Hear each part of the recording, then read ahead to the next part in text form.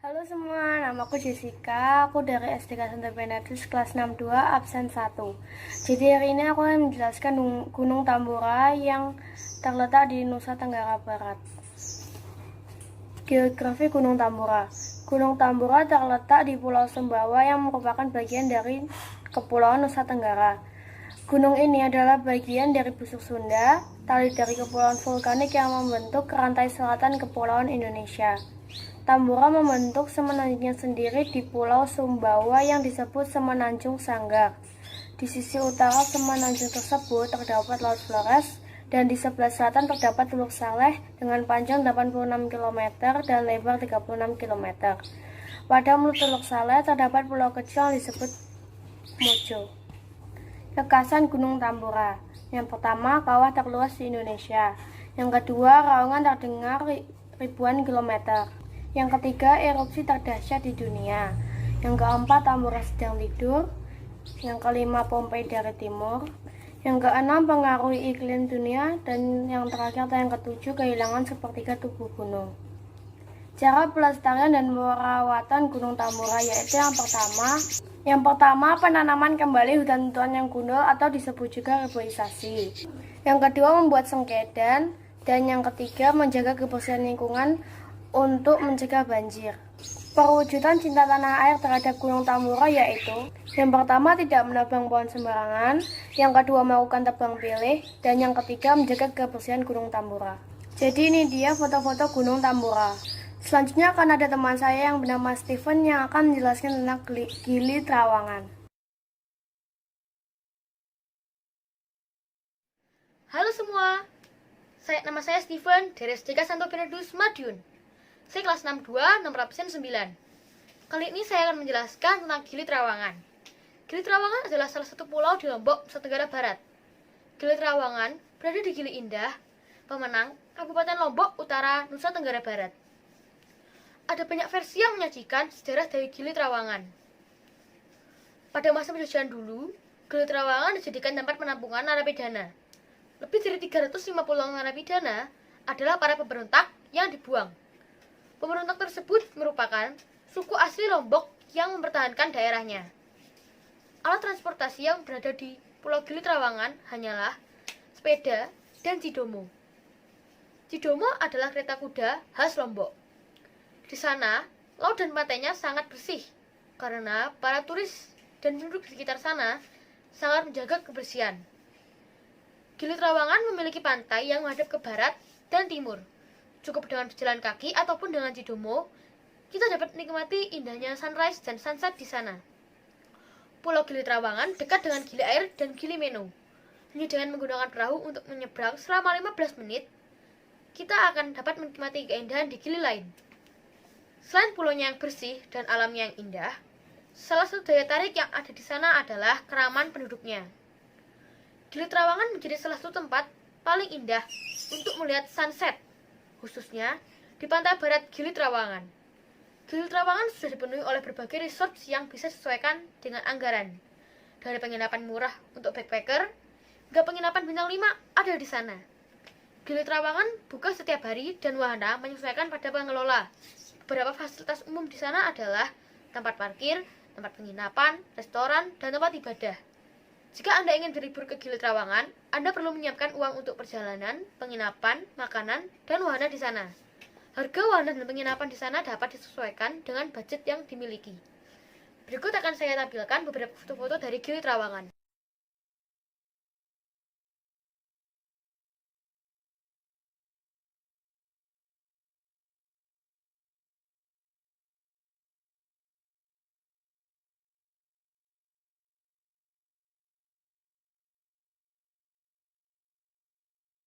Baiklah, tadi adalah foto-foto dari Gili Trawangan.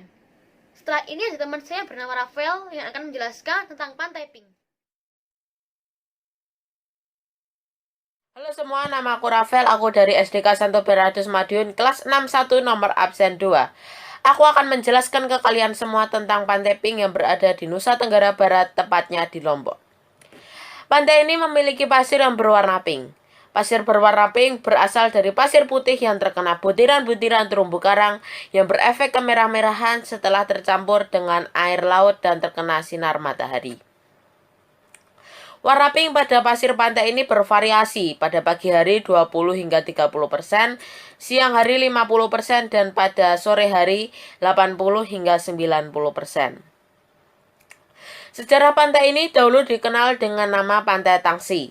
Tangsi yang berarti bara atau asrama. Dahulu pantai ini digunakan oleh tentara Jepang untuk melakukan transit. Pada awalnya tahun 2009, pantai ini hanya dikunjungi oleh warga sekitar Lombok Timur.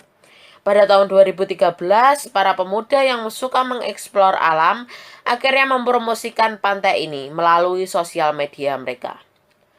Lokasi Pantai Pink ini berada di Desa Serokah, Kecamatan Jerowaru, Kabupaten Lombok Timur, Provinsi Nusa Tenggara Barat, berjarak sekitar 82 km dari pusat kota. Kalian dapat melakukan snorkeling, menyelam, dan memancing di pantai ini. Untuk snorkeling, kalian harus membawa peralatannya sendiri karena di sana tidak ada yang menyewakan. Di sana hanya ada nelayan yang menyewakan kapal buat mengelilingi pulau-pulau yang ada di sana dan mengunjungi goa-goa peninggalan zaman Jepang dahulu. Di sana juga ada orang-orang yang menjajakan minuman dan makanan. Di sana tidak ada hotel, jadi kalian disarankan untuk pulang ke hotel pada sore hari. Hotelnya agak jauh dari Pantai Pink. Dan ini dia foto dari Pantai Pink.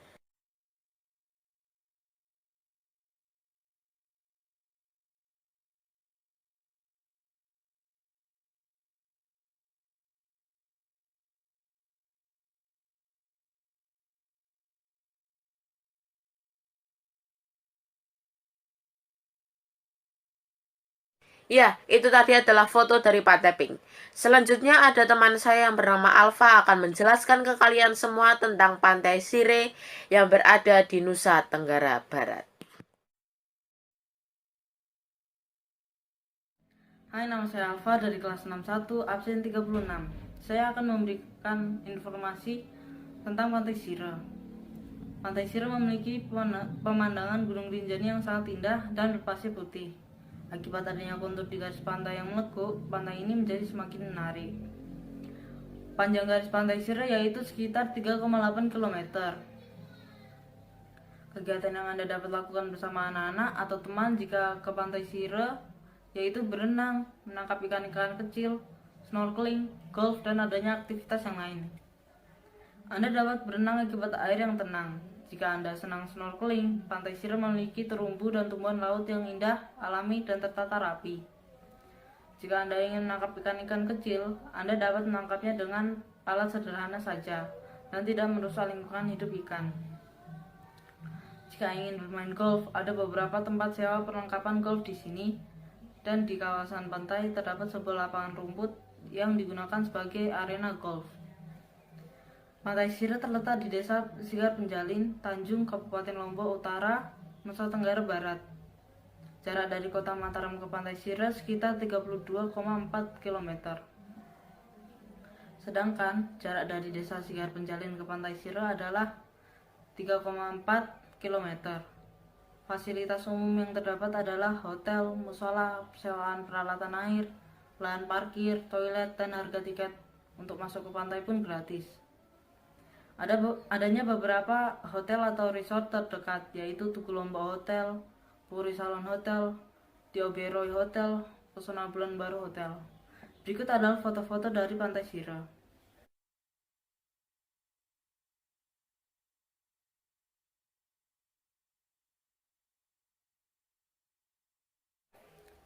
Sekarang teman saya Tista akan memberikan Anda informasi tentang Batu Layar. Halo teman-teman, nama saya Tista dari SDK Santo Bernardus, kelas 61 nomor absen 19. Hari ini saya akan menjelaskan tentang Batu Layar. Batu Layar adalah salah satu desa yang ada di Kecamatan Batu Layar, Kabupaten Lombok Barat, Provinsi Nusa Tenggara Barat, Indonesia. Tahun 1961, menjadi tahun lahir dan terbentuknya Desa Batu Layar. Desa Batu Layar pertama kali dipimpin oleh seorang pemusungan atau kepala desa bernama H. Abdul Habib almarhum, menjabat selama 1 tahun dari tahun 1961 sampai 1962. Beliau berkantor di rumah pribadinya. Saat itu, kantor desa belum ada.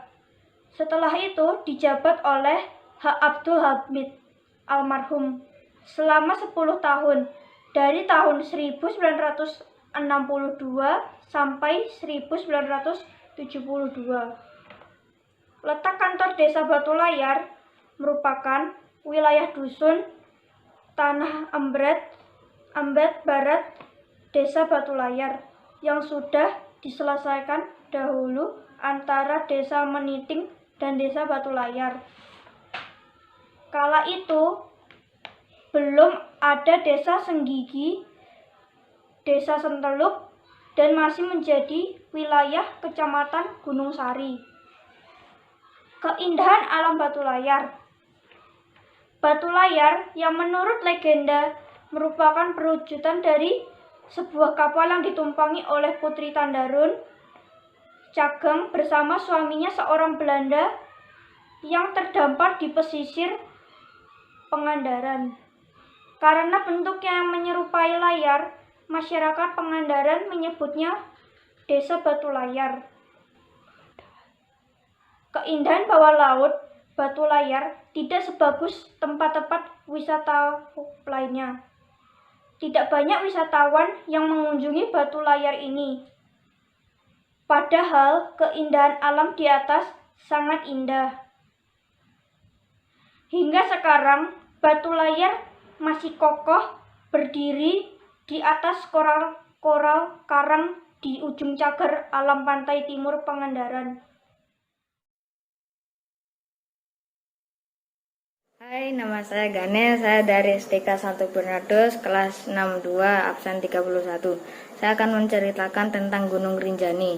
Gunung Rinjani adalah gunung yang berlokasi di Pulau Lombok, Nusa Tenggara Barat. Gunung ini merupakan gunung berapi kedua tertinggi di Indonesia dengan ketinggian 3.726 mdpl. Gunung Rinjani merupakan gunung vulkanik yang masih aktif. Gunung ini merupakan gunung favorit pendaki Indonesia karena keindahan pemandangannya. Letak geografisnya terletak pada lintang 8 derajat 25 ls dan 116 derajat 28 bt. Suhu udara rata-rata sekitar 20 derajat Celcius, yang terendah sekitar 12 derajat Celcius. Keindahan alamnya, Gunung Rinjani memiliki panorama paling bagus di antara gunung-gunung di Indonesia. Setiap tahunnya pada bulan Juli dan sampai Agustus, banyak dikunjungi pecinta alam, mulai dari penduduk lokal hingga mahasiswa yang pencinta alam.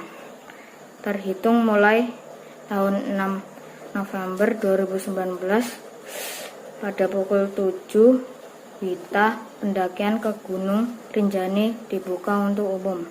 Upaya yang dilakukan untuk melestarikan dan merawat wisata Gunung Rinjani adalah jangan membuang sampah sembarangan, jangan membakar hutan sembarangan, dan jangan memberi makan sembarangan.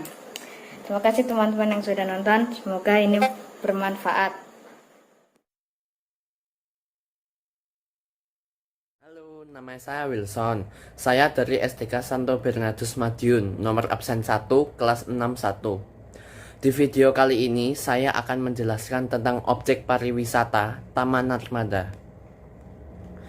Taman Narmada terletak di Desa Lembuak, Kecamatan Narmada, Kabupaten Lombok Barat, atau sekitar 10 km sebelah timur Kota Mataram, Provinsi Nusa Tenggara Barat, Indonesia. Taman yang luasnya sekitar 2 hektar ini dibangun pada tahun 1727 oleh Raja Mataram Lombok, Anak Agung Ngurah Karangasem sebagai tempat upacara Pakalem yang diselenggarakan setiap purnama kelima tahun Cakrawala, Oktober sampai November. Selain tempat upacara, Taman Narmada juga digunakan sebagai tempat peristirahatan keluarga raja pada saat musim kemarau. Nama Narmada diambil dari Narmahadi, anak sungai Gangga yang sangat suci di India. Bagi umat Hindu, air merupakan suatu unsur suci yang memberi kehidupan kepada semua makhluk di dunia ini. Taman Narmada yang sekarang ini adalah hasil pembangunan dan serangkaian perbaikan atau pamugaran yang berlangsung dari waktu ke waktu. Sewaktu para petugas dari Direktorat Perlindungan dan Pembinaan Peninggalan Sejarah dan Purbakala bersama dengan para petugas kantor wilayah Depikbud, Nusa Tenggara Barat meneliti dan mengumpulkan data sebagai langkah awal pamugaran. Mereka berpendapat bahwa pemugaran secara menyeluruh tidak mungkin dilakukan. Banyak bagian yang telah rusak, terutama tebing-tebing kolam, taman, pagar, maupun bangunan. Pada tahun 1980 sampai 1988, rekonstruksi Taman Narmada dapat diselesaikan. Salam dari Wilson, terima kasih.